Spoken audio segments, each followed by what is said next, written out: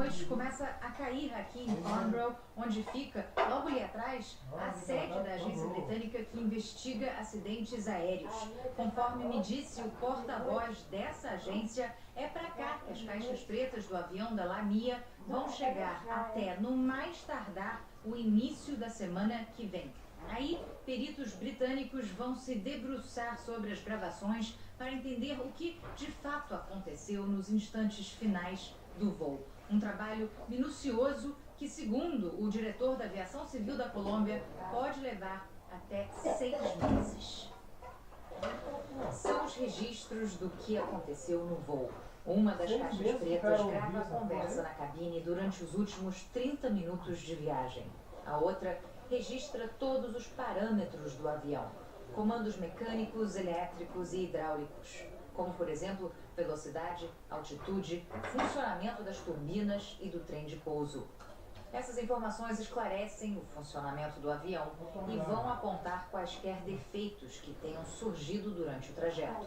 O gravador de voz, que registra a conversa entre a tripulação, vai mostrar se o piloto chegou a discutir a possibilidade de desviar a rota ou de declarar emergência. Outro ponto a ser esclarecido é por que o intervalo de tempo entre o primeiro aviso do problema de combustível e o choque foi tão pequeno. Apenas 7 minutos, segundo o secretário colombiano de Segurança Aérea. O órgão responsável pela investigação do acidente é a Aeronáutica da Colômbia, que vai acompanhar de perto o trabalho dos especialistas britânicos aqui em Farnborough, mundialmente conhecida pela enorme feira de aviação que acontece a cada 2 anos no aeroporto da cidade. A empresa Lamia tinha só 16 meses de vida, operava, como já falamos, apenas com um avião, onde o dono era também o piloto e o comandante. A dúvida agora é em relação ao seguro. O sogro do piloto, Miguel Quiroga, falou em nome da família. Veja na reportagem de Flávia Freire. A história do piloto e dono da Lamia no Brasil, Miguel Alejandro Quiroga Murakami, começa com o ex-senador boliviano Roger Pinto Molina. Quiroga era capitão na Força Aérea da Bolívia, casado com a filha de Roger. Em maio de 2012, o político se exilou na Embaixada do Brasil. O então senador acusava e era acusado. Dizia que o governo de Evo Morales era corrupto e respondia a mais de 20 processos por desacato, corrupção e vendas de bens do Estado.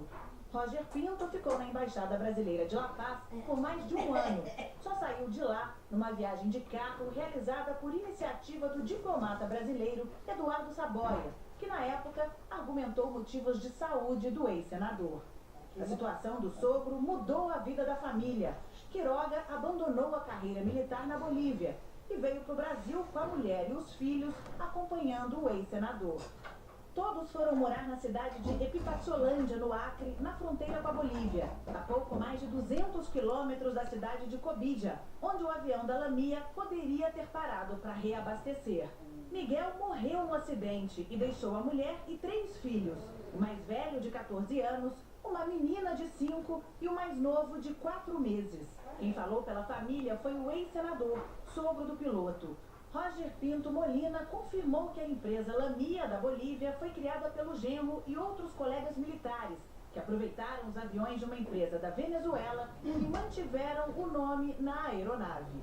O ex-senador afirma que a manutenção do avião que caiu estava em dia e que naquela manhã saiu da revisão em Cochabamba, na Bolívia. Qualquer cidadão do Brasil, da Bolívia, qualquer autoridade do mundo, e assim vai ser, pode ter acesso ao processo de revisão do avião.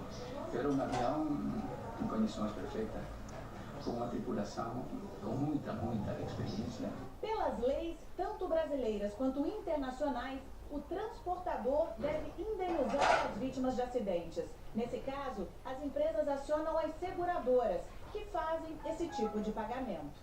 O Brasil é signatário da Convenção de Montreal, que estabeleceu as normas para o transporte de passageiros. A convenção diz que o transportador é responsável pelo dano causado em caso de morte ou lesão, desde que o acidente tenha ocorrido a bordo da aeronave ou durante as operações de embarque ou desembarque. O Código Civil Brasileiro também determina que o transportador responda pelos danos causados aos passageiros. E tem ainda o Código de Defesa do Consumidor. Por ele, quem fornece o serviço responde, independentemente da existência de culpa, pela reparação dos danos causados. O ex-senador, genro de Quiroga, não entrou em detalhe, mas disse que a empresa já está providenciando os seguros. Ele ainda pediu desculpas aos brasileiros. Os seguros que já foram acionados puedan apoiar. Desde aqui, pedimos perdão, sentimos muito. Daqui a pouco a gente volta com novas informações sobre o acidente e os voos que vão trazer os corpos da Colômbia. Agora a gente fala sobre a relação